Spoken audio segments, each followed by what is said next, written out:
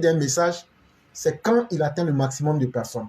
Et donc, plus on pourra faire les émissions de façon efficace, et mieux ce sera. Et donc, nous commençons déjà avec les premières personnes.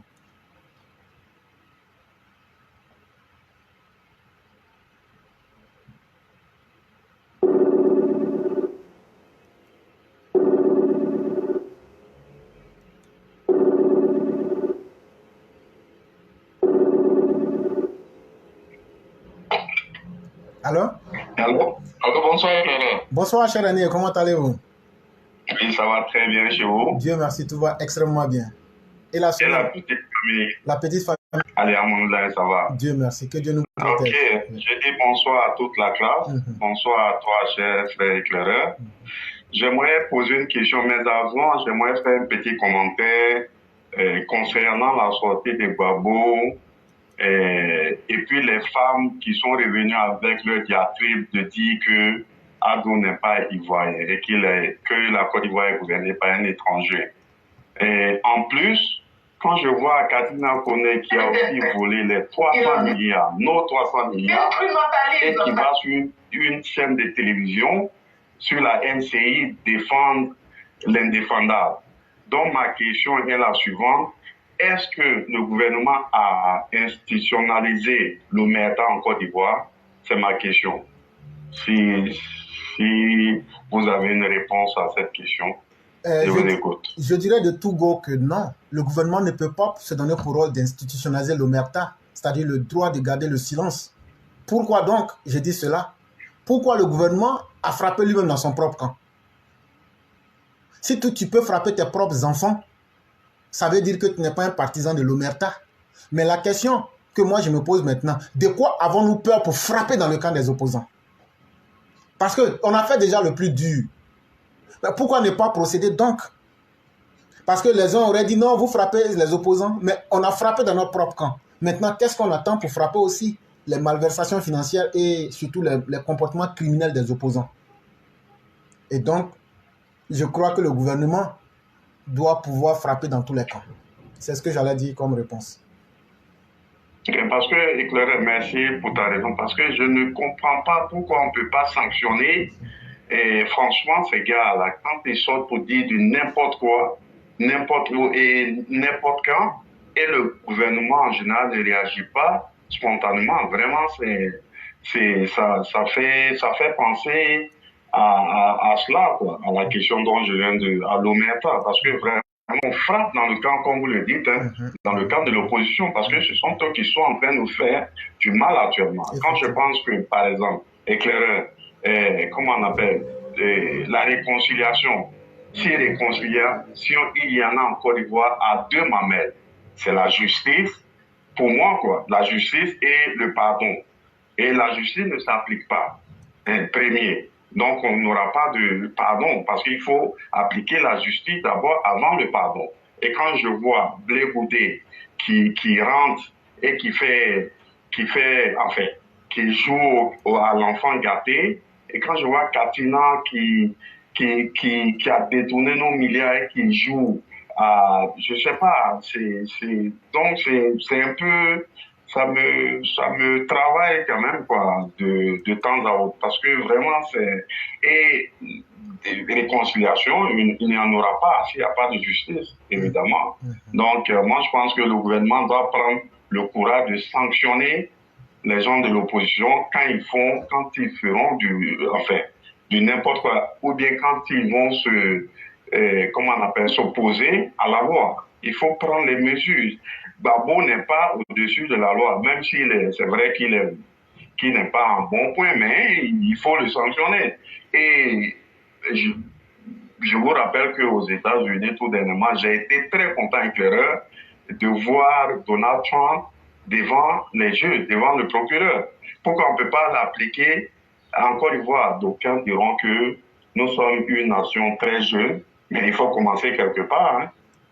Vraiment, il faut commencer quelque part. Et j'exhorte alors le gouvernement ivoirien de prendre les mesures, de ne pas avoir de la retenue. Quand il s'agit de la justice, il faut frapper quand il le faut. Parce que vraiment, si je touche du bois, on aimerait que le Prado ait une longue vie, une santé de fer.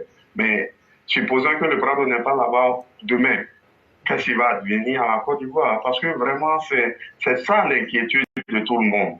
Donc c'est maintenant, vous devrez commencer, cher gouvernement, commencer avec la justice, avant qu'il ne soit tard. Vraiment, c'est là que j'aimerais m'arrêter, éclaireur, si vous avez quelque chose à ajouter. Je partage largement votre avis. Et surtout, vous avez dit qu'il ne faut pas tenir compte de leurs âges. Mais c'est surtout là aussi la démarcation. Ces gens-là pensent que leur âge est une garantie pour elles pour pouvoir commettre du mal. Ou bien leur état de santé. Mais si tel était le cas, c'est que tous ceux qui se retrouvent dans les hôpitaux peuvent être des criminels. Ah non, je suis branché à des machines, donc je peux commettre n'importe quel crime. Je crois qu'en Côte d'Ivoire, on a besoin d'exemples forts. Imaginez-vous lorsque ces gens qui avaient brandi les drapeaux ont été mis au cachot. Est-ce que vous les voyez refaire la même chose? Non. Imaginez-vous quand Odette Lorignon, Awassa et son groupe sont allés la saluer. Vous pensez que demain, elle ne va pas réfléchir 2 fois? Exactement. Et donc, ça veut dire que ce sont les actes concrets de punition des actes criminels là, qui peuvent ramener ces gens à la raison. Nous ne sommes contre personne. Mais vous ne pouvez pas vivre dans une société comme si vous étiez à l'état de nature, comme si vous étiez dans un monde sauvage. Chacun de nous sacrifie une partie des libertés pour faire confiance en la société. Mais quand des individus, parce que eux, ils sont des gangsters, des criminels, veulent s'incruster dans la politique pour essayer d'apporter le désordre social, en ce moment, on se pose la question de savoir quel a été le mérite de ces millions de citoyens qui ont sacrifié une partie de leur liberté pour la confier aux autorités ivoiriennes. Quand on voit une minorité violente, extrémiste et surtout endoctrinée en train de commettre des actes négatifs, il est du devoir du dirigeant de rappeler ces personnes-là à l'ordre. Et rappeler un criminel à l'ordre, ça ne se fait pas n'importe comment. Ça se fait avec les mécanismes de la justice.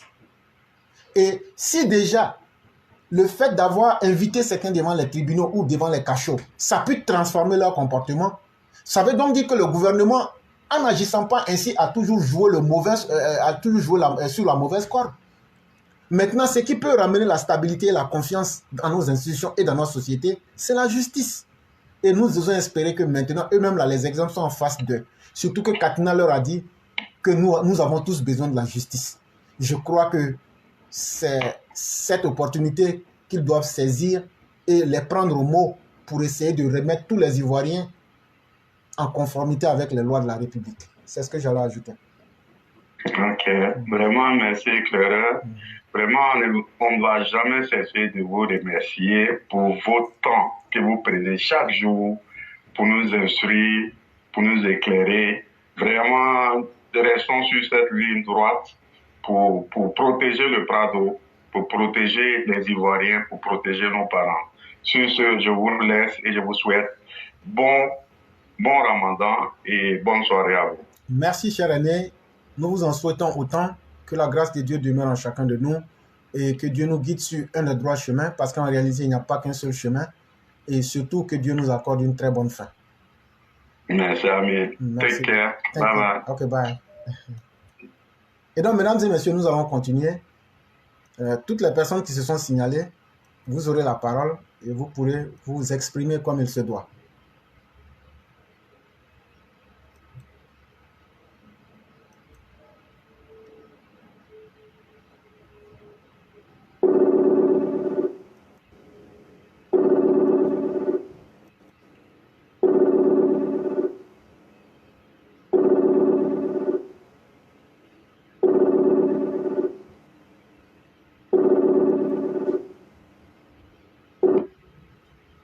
Allô? Oui, bonsoir éclaireur. Bonsoir, chère mère Fior, comment allez-vous? Je vais très bien, merci. Et vous et votre famille, comment vous allez? Tout le monde va extrêmement bien. Et de votre côté? Ça va. Que la grâce de Dieu soit. Amen. C'est toujours un plaisir de vous entendre. Et vraiment, merci. D'être parmi nous. Ok, merci de me donner la parole. Je vous en prie. Je salue tout le monde, tous les auditeurs et toute la classe. Voilà. Éclaireur, je sors pour dire merci aux femmes du RHDP. Vous avez passé la vidéo tout à l'heure. Vraiment, je dis merci pour leur déclaration. Vraiment, il était temps qu'elles sortent de leur silence et qu'elles réagissent face aux propos de Odette Lorouillon et de ces dames-là qui, en marge du meeting du PPACI, ont traité le président Ouattara de ce que vous savez, je ne vais pas répéter ici. Voilà, je trouve que ces dames ont été courageuses de donner de la voix et elles l'ont fait vraiment dans un discours très limpide, cohérent, sans injure, pour dire quoi? Pour dire que nous sommes allés à l'école du président Ouattara et que nous n'avons pas de propos injurieux dans nos bouches et que quand nous parlons, c'est posé, c'est construit, c'est réfléchi. Et donc, vraiment, félicitations à nos maires du RHDP. Vraiment, on les encourage. Sûrement qu'elles nous ont écoutés parce que nous avons donné de la voix sur cette affaire et dire qu'on ne peut pas laisser prospérer vraiment des propos tribaux, xénophobes. Au XXIe siècle, ce n'est pas normal qu'on dise tout et n'importe quoi sur le premier des Ivoiriens. Ce n'est pas acceptable. Et j'ai aimé aussi le fait qu'elles aient interpellé le procureur Richard Adou. Donc ça veut dire que même si Richard Adou n'a pas écouté la vidéo de ces femmes-là, il a sûrement reçu la déclaration de nos maires du RHDP sur ses bureaux. Et donc, à lui maintenant de prendre ses responsabilités et de voir ce qu'il peut faire par rapport aux propos xénophobes qu'on entend ici et là de la part des opposants. Donc, vraiment, chapeau aux dames, elles ont assuré. Et dans leur discours, on a senti la cohésion, le vivre ensemble, ce à quoi nous invite le président Ouattara d'ailleurs. Donc, pour dire que nous sommes pour la diversité, nous sommes pour le vivre ensemble, nous sommes pour que les Ivoiriens vivent vraiment en paix. Donc, on n'est pas dans des considérations tribales, ethniques, on n'est pas dans le fait de catégoriser les Ivoiriens. Donc, vraiment, merci à nos braves femmes du RHDP. Vraiment, nous sommes ensemble. Et puis, voilà ce que je voulais dire. Maintenant, permettez que je dise deux mots sur, comment il s'appelle là, Bédié et Gbagbo. De toutes les façons, comme on dit, hein, qui s'assemble se ressemble. Qui c'est qui a inventé le concept de l'ivoirité? C'est bien Bédié. Et ce concept a été entretenu par Gbagbo pendant son règne. Donc, ce n'est pas étonnant qu'aujourd'hui, ils se mettent ensemble pour continuer à alimenter cette ivoirité. Et donc, nous les avons à l'œil. Et comme on l'a dit, il faudrait que la justice fasse son travail. Et il ne faut pas tenir compte de l'âge. Que si ces deux messieurs-là continuent encore d'amener l'ivoirité sur la table, eh bien, qu'ils aillent s'expliquer devant la justice. Parce qu'on ne peut pas laisser continuer ce genre de traitement des Ivoiriens, de mettre des Ivoiriens d'un côté et d'autres Ivoiriens de l'autre. Donc, voilà ce que je voulais dire par rapport à Gbagbo et Bédié.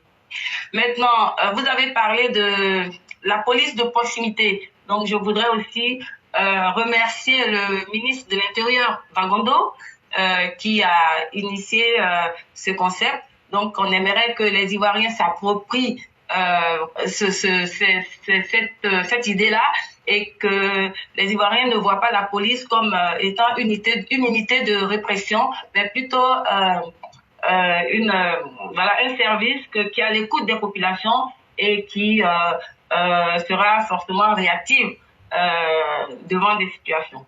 Donc, voilà ce que je voulais dire et je vous remercie. Bonne écoute, éclaireur. Vraiment, cher maire, je souhaiterais aujourd'hui vous dire merci infiniment. Vous qui êtes de l'Est de la Côte d'Ivoire, vous m'excuserez de le dire. Moi qui suis du Sud-Ouest et Madame Blanc qui est du Nord, regardez la beauté de cette diversité. Et souvent, quand je remarque qu'on doit se battre pour atteindre cette beauté-là, souvent je me dis, mais qu'est-ce que les gens ont de difficile à comprendre? Mais continuons ce combat-là. Et je parle de vous-même maintenant. Chers tous, pour ceux qui ne le savent pas, Mère Fiona Kora est une grande intellectuelle. Elle le cache. Mais il y a certaines choses là, il faut qu'on dise. Ce sont les groupes des mères blancs là. Elles sont calées dans la tête fatiguée. Donc là, il faut qu'on vous signale ça très bien. Et donc, vous êtes des exemples pour nos petites filles, pour nos femmes, pour nos sœurs, pour nos mères, pour dire qu'aujourd'hui là, la voix de la petite fille ne peut plus être cachée. Parce que vous révélez déjà ce que les gens avaient voulu cacher. Et ça nous redonne de l'espoir. Et soyez-en remerciés à votre juste valeur. Parce que vous faites un travail ici qui est plus que énorme. Et à travers les commentaires, il y a M. Blanc même qui vous fait de très beaux commentaires, tout comme Mère Blanc. Et sachez que c'est de la pure vérité. Et chacune de vos sorties ici nous font plaisir parce que ça réveille tout le monde. Et vous verrez même qu'il y a quelqu'un qui a dit « ta voix porte ». Le Père Blanc l'avait dit. Et il y a quelqu'un aussi qui a dit « la voix dort ». Et donc, retenez tout ça. Oh, merci. Et donc, c'était ce que je voulais dire en fait.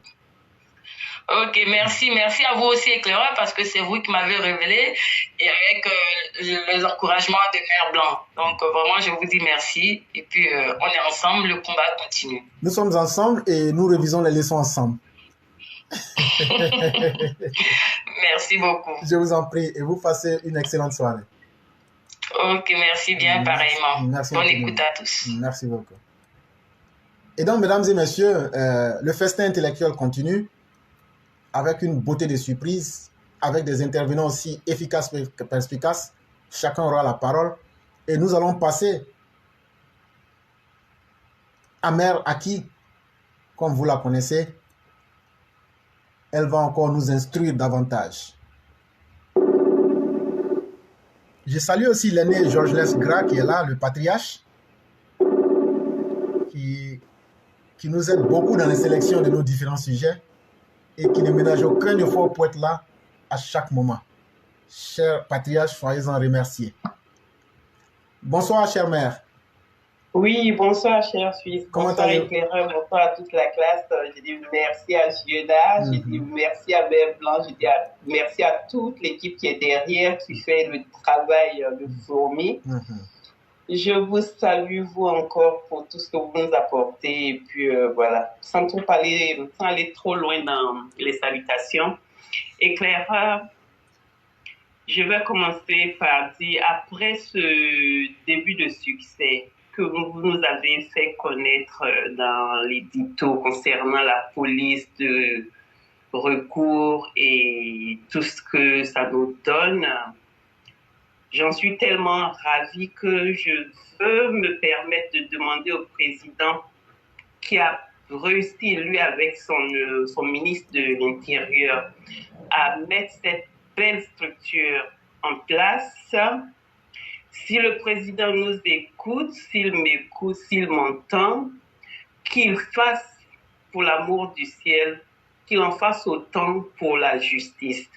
De la même façon que la police va se mettre en proximité avec les populations, nous voulons aussi nous demandons que la justice soit aussi en proximité avec les populations.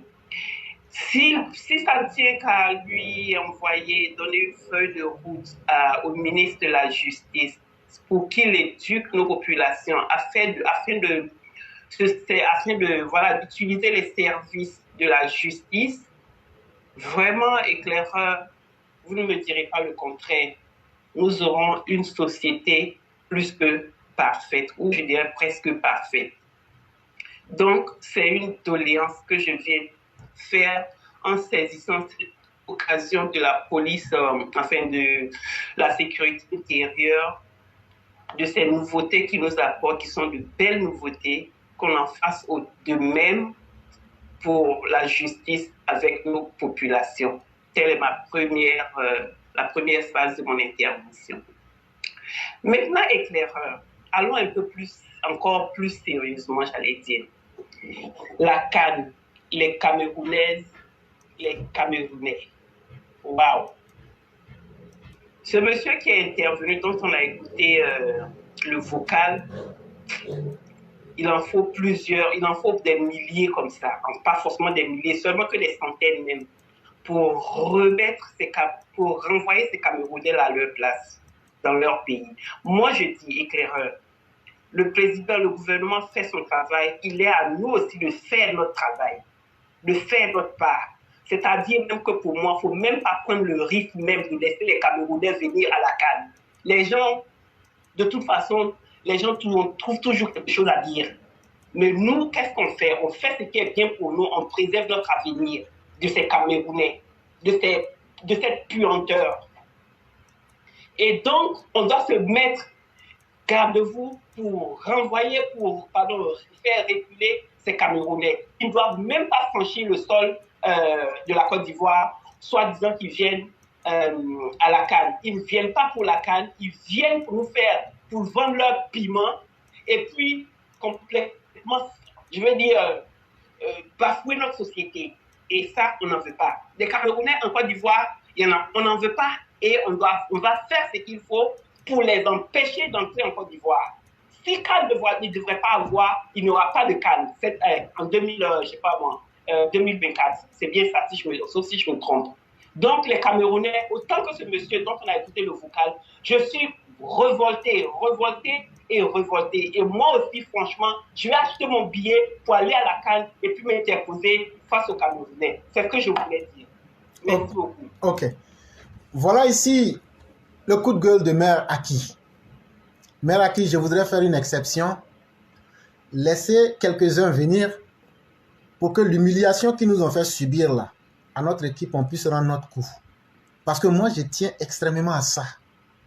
Un homme qui veut se faire respecter, voyez-vous, dans la psychologie humaine, quand vous faites trop de place à quelqu'un, vous finissez par être victime de votre propre bonne action. La bonté du cœur des Ivoiriens, là, à un certain moment, les gens pensent qu'on est bête. Il faut qu'on commence à redresser ces personnes-là. Nous, là, on a beaucoup de femmes chez nous et puis elles sont belles. Nous, là, on préfère nos femmes ivoiriennes. On n'a pas besoin de femmes camerounaises chez nous. Ça, c'est un. Maintenant, Alassane Ouattara, que vous avez dit qui est l'ennemi de l'Afrique, là, comment vous voulez venir maintenant vivre chez l'ennemi de l'Afrique? Ça ne fait pas sens. En réalité, vous voulez exporter votre fémania. Quand on appelle la fémania, c'est comme le broutage chez nous au pays. Vous voulez exporter la vente des piments. Tout le monde sait ce que c'est que la vente des piments. Et vous voulez exporter vos mauvais comportements. Je ne serai pas surpris que ces Camerounaises qui vont venir là, vous les jeunes Ivoiriens là, elles vont vous empoisonner pour vous tuer. Ça, on vous dit ça aussi. Parce que ce que toi tu penses que ce n'est rien là, pour eux là, ça c'est des trésors. Elles vont vous empoisonner et puis prendre ça et puis partir. Donc comme nous on vous aime, on ne veut pas que votre vie se détruise là. Nous on va vous dire toute la vérité. Peut-être que ça fait un peu rire, mais en réalité il y a du sérieux dans ce qu'on est en train de dire aussi. Et ces gens-là, partout où ils sont allés, je prends la communauté camerounaise en France. Dites-moi l'état de la communauté camerounaise dans toutes les capitales du monde où elle se trouve. Ce sont des gens nocifs. Nous n'avons rien contre l'homme, l'humain camerounais, mais on a tout à leur reprocher en termes de comportement.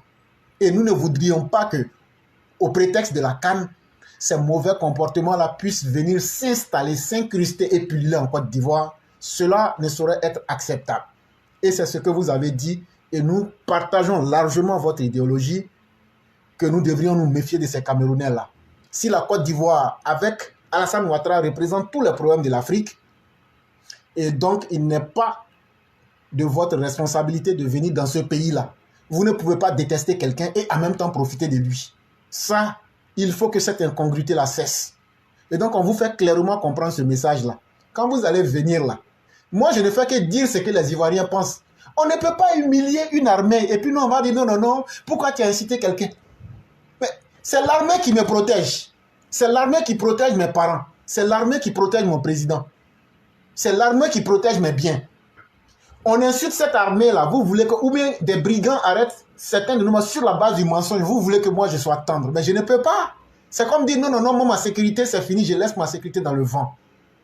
Quand on insulte le drapeau d'un pays, comme ce que les Camerounais nous ont fait, la roue du monde va tourner, mais le jour que ça va arriver là, on va vous rembourser ce que vous nous avez donné. Ça, il n'y a rien que vous puissiez faire.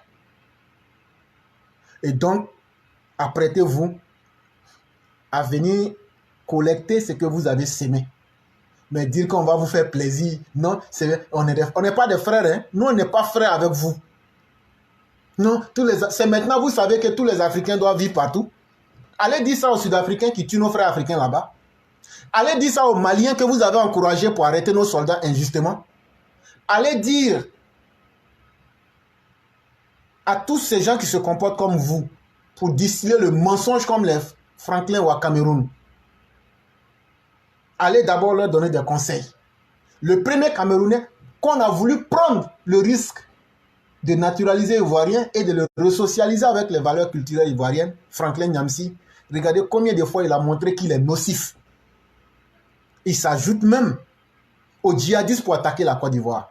Et si on veut que la Côte d'Ivoire soit prise par les djihadistes, alors acceptons qu'ils viennent en Côte d'Ivoire. Ils vont nous faire l'héritage, ils vont nous laisser l'héritage des mauvais comportements. Et après là, ce que Franklin a fait là, ça sera en puissance 1000. Parce que c'est des gens qui vivent dans la malhonnêteté. Et c'est des gens qui ont une jalousie extrême pour la Côte d'Ivoire. En réalité, quand tu dis Camerounais là, si tu cherches un sorcier, quelqu'un qui déteste un pays qui s'en sort, c'est que va prendre Camerounais. Il déteste pourquoi la Côte d'Ivoire avance. Mais allez dire à Paul Biya de vous faire avancer. Est-ce que c'est pas le même franc CFA là que vous décriez là que Alassane Ouattara utilise? Est-ce que c'est pas la même France là qui nous colonise tous? Donc vous pensez que les Français sont gentils avec nous quoi? Les Français ne sont pas gentils avec Alassane Ouattara. Sinon en 2020 là, les Français n'allaient pas laisser Soroguium en complicité avec Tidiane Thiam pour essayer de rendre difficile la tâche. Tout le monde l'a vu ici. Soroguium lançait des appels de coup d'État en France. Les Français ont été plus difficiles avec Alassane Ouattara que tout autre président. Mais il a tenu parce que c'est un homme qui a un idéal. C'est un homme qui veut, c'est un homme d'État. Nous, on n'a pas un dictateur à la tête d'un royaume. Le Cameroun que j'appelle le Biakistan. Nous, on a un homme d'État. Lui là, ce n'est pas lui qui est venu dans la politique, mais c'est la politique qui est venue à lui. C'est Félix Houphouët-Boigny qui allait le chercher. Après la Laurent Gbagbo là, quand Alassane s'est retiré, après 93 là, c'est eux qui sont allés dire si tu ne viens pas là, nous là, on ne peut pas réussir, il faut que tu reviennes. Laurent Gbagbo sort pour venir nous dire si ce n'est pas vous qui êtes venu demander pardon à Alassane Ouattara de revenir. Alassane Ouattara, il voulait quitter. Quand il a fait son discours en 2020 à Yamoussoukro, tu vois les gens du RHDP en train de pleurer. Ouh, on est mort, ça c'est fini pour nous. Ah, donc on sait maintenant que c'est lui là. Ce n'est pas lui qui a besoin de nous. C'est nous, on a besoin de lui. Et puis on le maltraite.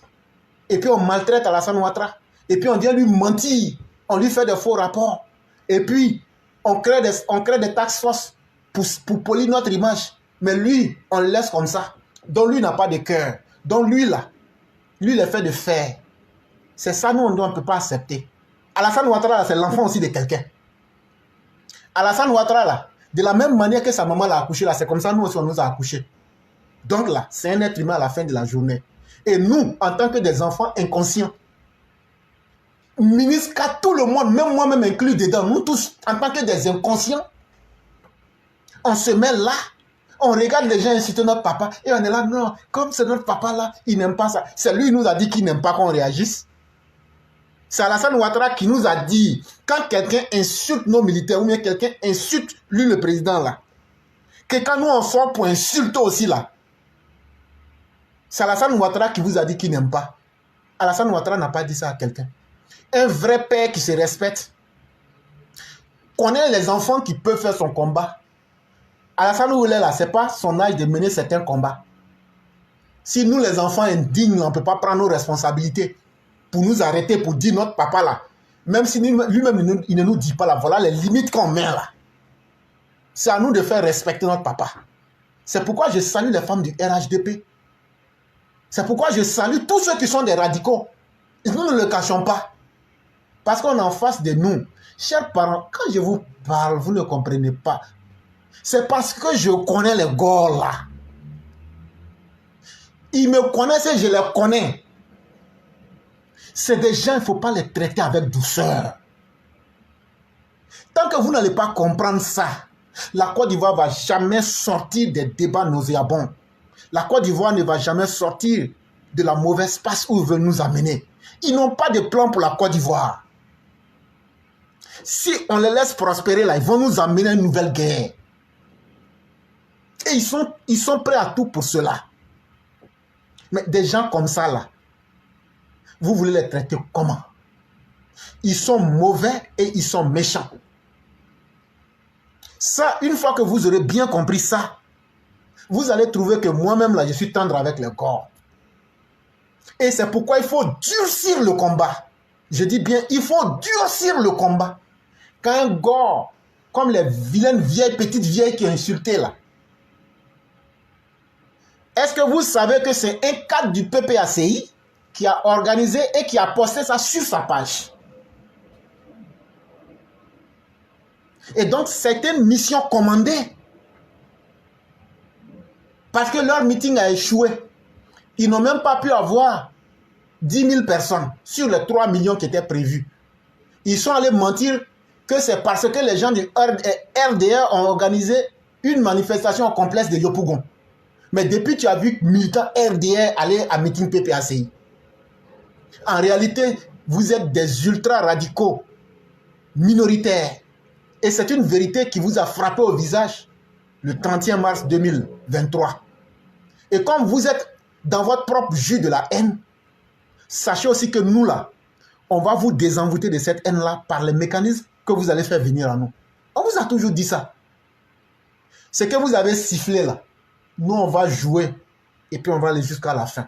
On ne va plus être tendre avec vous. Et je demande à tous les militants de se réveiller. Tous ceux qui vont vous blaguer, non, non, non, allez doucement là. Ils sont en train de vous endormir. On ne peut pas mener perpétuellement un combat. On a pris des armes pour en arriver à cette justice sociale-là. Laurent Gbagbo est en prison, il n'a pas eu d'expérience. Aujourd'hui, ils veulent venir reprendre les mêmes choses. Si nous nous asseyons là, ce n'est pas nous-mêmes, hein, c'est nos enfants et les générations à venir qu'on est en train de condamner au désordre.